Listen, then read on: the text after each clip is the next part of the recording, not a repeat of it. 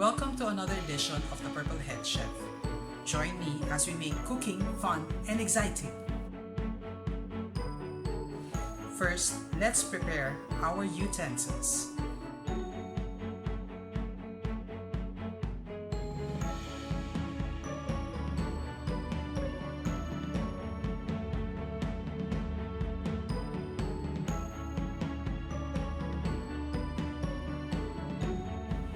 These are the ingredients that we will need. Let's begin by preparing our ingredients for our ham and cheese grilled sandwich. We will be needing a hamburger bun, a large pandesal, or any other type of bread that you prefer. Next, we need to slice some cheese. Whenever you're using a chopping board, make sure that you have a wet towel under it. Put the chopping board on top so that the chopping board won't move around. So let's start slicing our cheese. You may use a quick melt cheese or a regular cheddar cheese. Slice it as thick as you want or as thin as you want.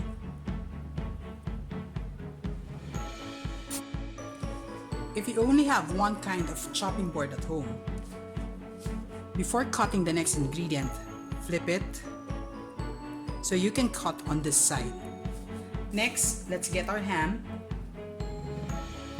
This time, let's cut it into 4 pieces.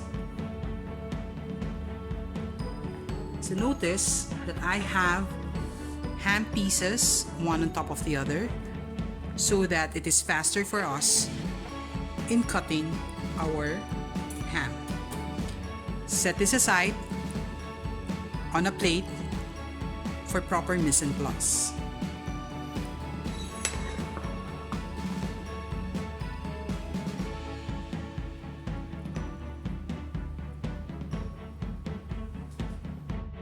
As an added ingredient, you may actually use your favorite cheese spread.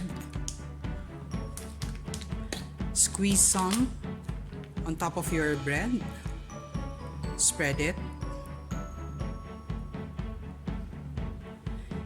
You may also use cream cheese. This cheese spread can actually help us in holding the filling in place.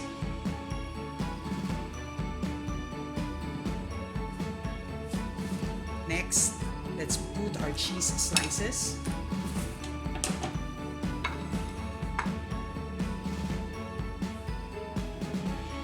Just put it on one side of the bread.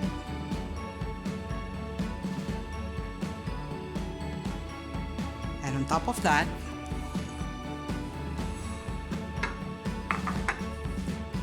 let's put the ham pieces.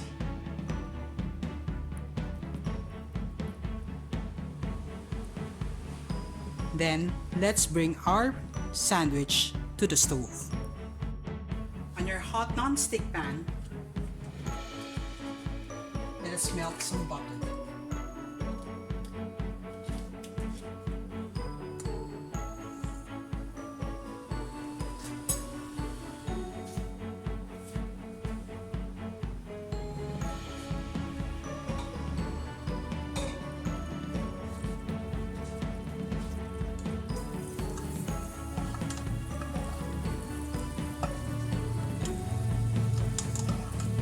Once the butter has melted, let's add our sandwiches.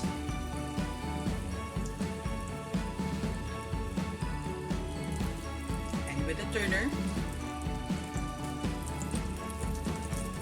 and a wooden spoon or a tongue, press down on the bread.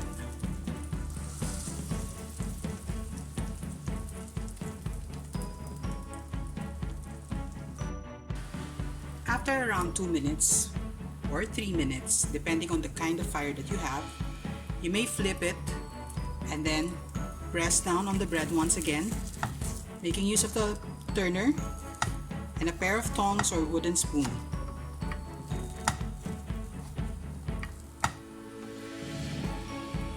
We press down on it to ensure that the cheese melts inside.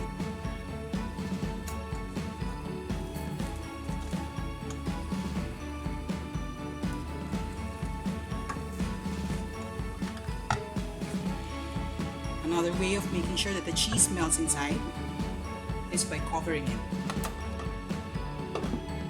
Cook it once again for around 2 to 3 minutes. Switch off your stove. With a turner, slide it under your bread and put it on your serving dish. On a clean chopping board, lay your sandwiches and cut it in half.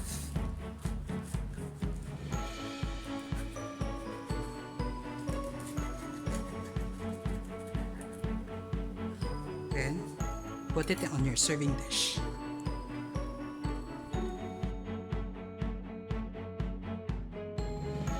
I hope you enjoyed making this mealtime recipe.